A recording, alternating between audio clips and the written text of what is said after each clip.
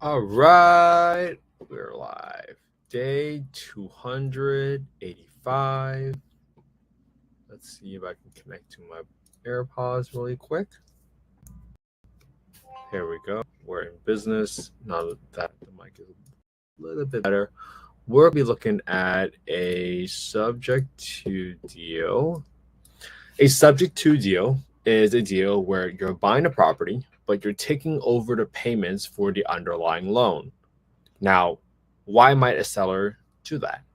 Typically, when people sell in creative finance, it's because they want to achieve a sales price that they might not have been able to get unless they went through some sort of creative financing terms.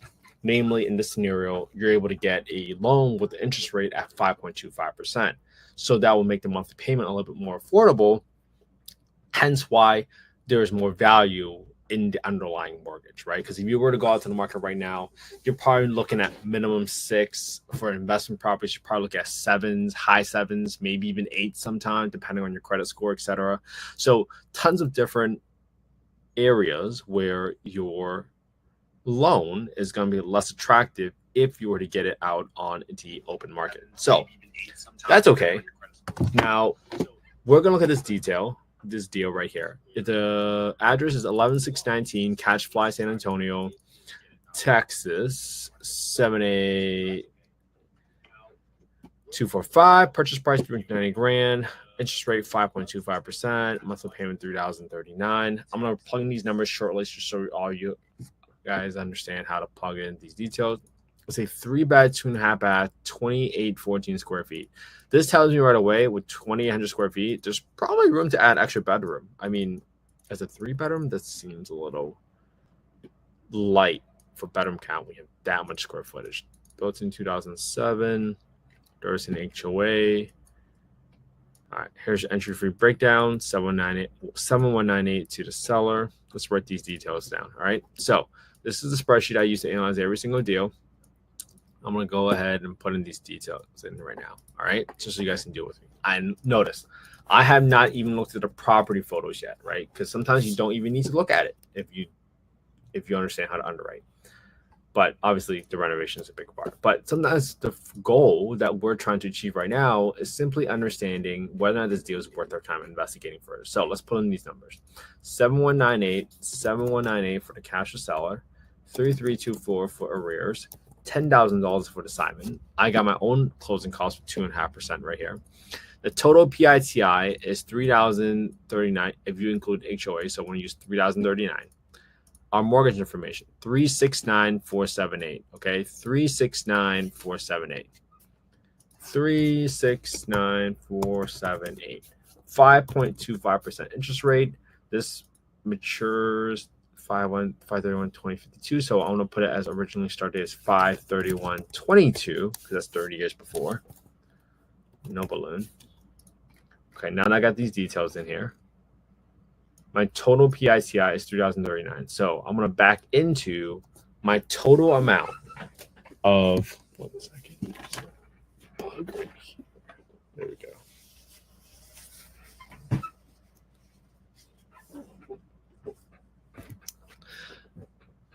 Just got rid of the bug. All right, so here we go. Now that we got all this stuff back, we now know our details here. Sorry, I had a little flying thing in front of me. Okay, here we go. Now, $3,039. I'm going to come to my property tax number in B28, $3,039, and I'm subtract the principal portion of the sub-2 loan that I'm taking over the payments for and the interest portion. And based off of that, because I'm backing into, right, the problem I'm trying to solve here is sometimes we get all hung up on getting everything exactly right. But in this scenario, all you need to do is just figure out your total payments. Because if you try to figure out exactly what the principal amount was this month versus next month when you close, it's too much work. It's not worth it. And that doesn't accomplish the goal that we're trying to achieve right now of understanding whether or not we want to pursue this deal further. Okay, so that's why we have this number here. So 3,039, track all these numbers. Okay, then I got my insurance number, which I'm going to add an extra $30, right? Because this tax number includes my taxes and my insurance.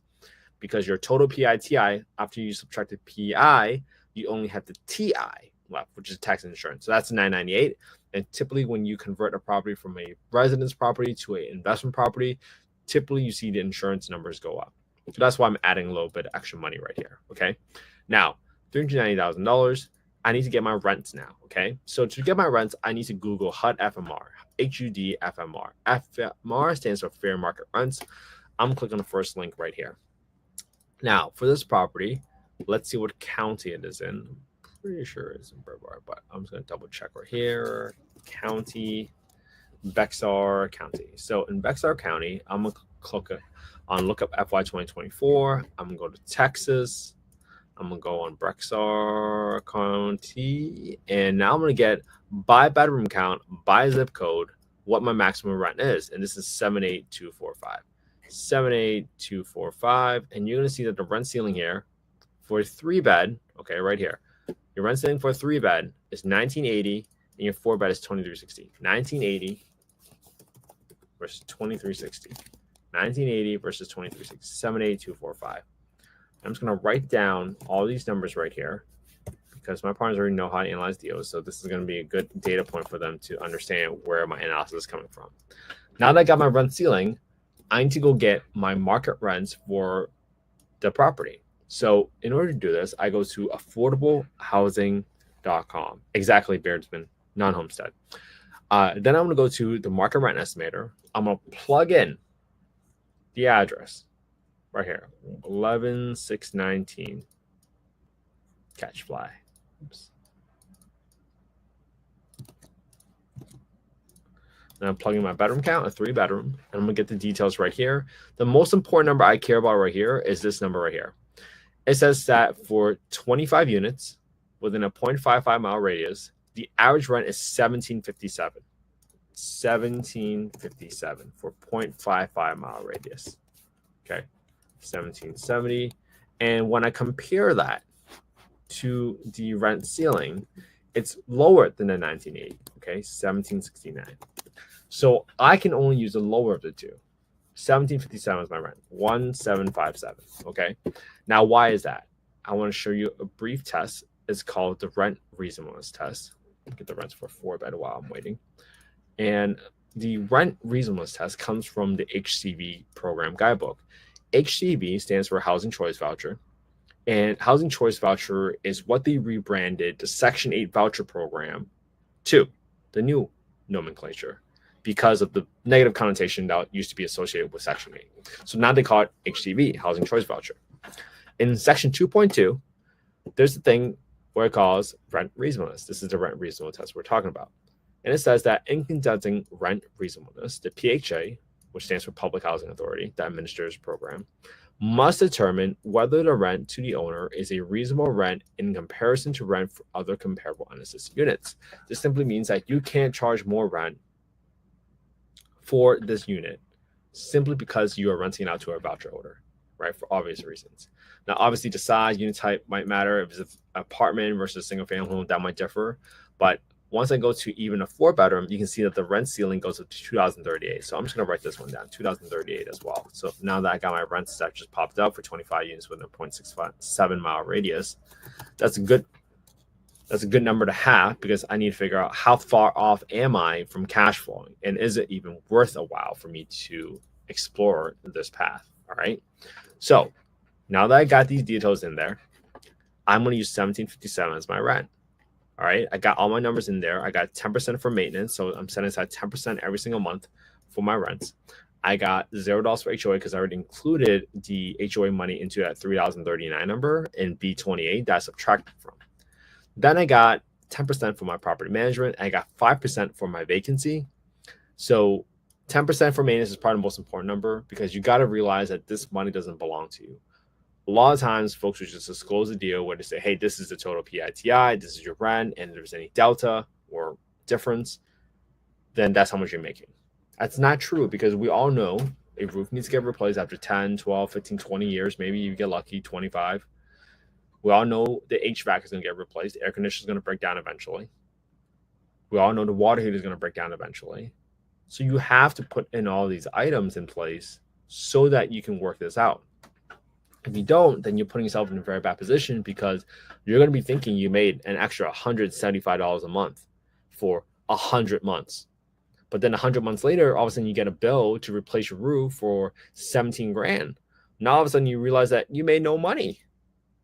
So don't be that person. Don't fool yourself into thinking you're making more money than you actually are. All right.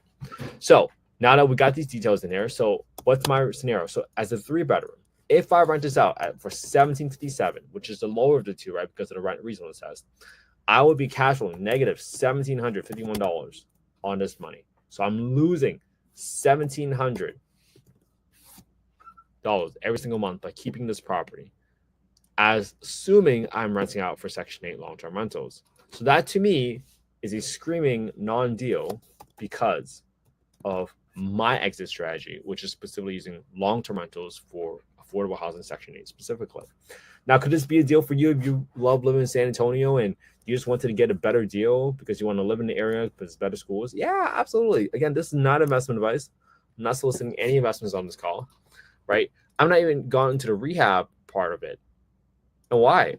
Because I know it's going to be negative cash flow deal. But if you want to get an exact cash on cash return, you look at this deal and you're like, okay, this is pretty much turnkey.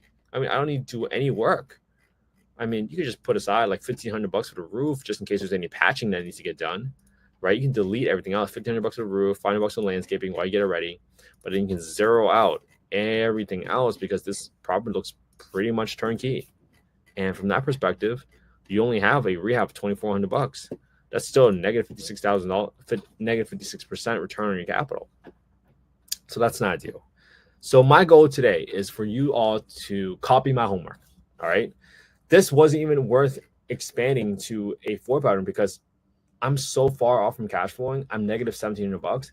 Even if I got the extra $250 in cash flow from renting out as a 4-bedroom and converting it, that wouldn't be worth one, spending additional money, adding a bedroom, just so I can continue losing money. Why would you pour more money into a property if you knew it was going to lose money, right? That doesn't make sense. So that's why we did not put in the extra details right here, right? And you can plug in all your details, etc. Whatever works for you and however works for you, that's fine. Analyze the deal your own way. My only goal here is for you to copy my homework so you guys can at least get the practice. Analyze the same deal I analyzed today, right? Using the same details that I shared today, right here for this address, all these details for the creative finance deal. And then copy my homework using the same spreadsheet. So if you go to affordablehousing.io, you can go to the website for the community and for the podcast, click on Get Deal Analysis tool, plug in your name, your email, your address, and the tool will be automatically sent to you, right? No, I'm not going to send you any spam. I really don't need to send you guys any spam. Get a copy of the spreadsheet. And then my sincere goal is for you all to copy my homework, analyze the same deal using the same spreadsheet, and put it on your own YouTube channel. Because for you to build a track record, for you to build that confidence, you have to be able to look back at yourself and say, hey, do I know what I'm doing?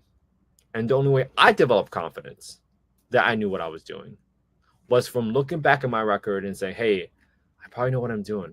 I've been analyzing deals every single day. And you're not doing this for views. You're doing this to help yourself, to help others, so that you can get more practice verbalizing why you think that something is a deal. Because the partner's going to ask you, why do you think this is a deal? And you can go to them at that point and say, hey, I know this is a deal because I've been analyzing deals for the past like 285 days and they were all not deals.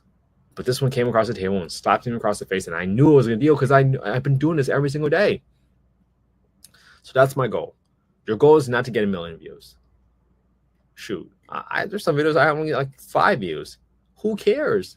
The whole point of this exercise is for you to get the practice so you become confident that you know what you're doing. And if you're really shy about putting yourself out there, you can even put these videos as unlisted so no one ever can find it unless you really want someone to see them. But that could be the first step, and that could be the first start. So I hope you all have an amazing Thursday. I hope you guys spend some quality time with your family and friends today. Thank you so much for joining in the live. I so appreciate you all. Thank you so much for caring about affordable housing. I thought people like you guys would have never had the home I grew up in. And I'm literally in the home I grew up in. This is the bunk bed right behind me that I grew up in. And it's been truly nostalgic to come back and visit my parents and bring my daughter to see her great grandma who came to America, and literally we lived in the same room. Brother was on the top bunk bed, I was on the bottom bunk bed, my grandma had a bed, and we all shared the same room. Thank you so much, everybody, for joining the live. Thank you so much for caring about affordable housing. Without people like you guys, I would have never had the home I grew up in. I'm literally in the room I grew up in. So thank you. I'm so grateful for the friendships. I'm so grateful for the relationships that we have. I'm so grateful for the community that we're building. Just DM me anytime if you guys ever have questions or you guys have thoughts or just are feeling a little lost. Just DM me. Let's all get better together. All right. Have an amazing day, everybody. I'll be back here again tomorrow for day 286. Have a good one.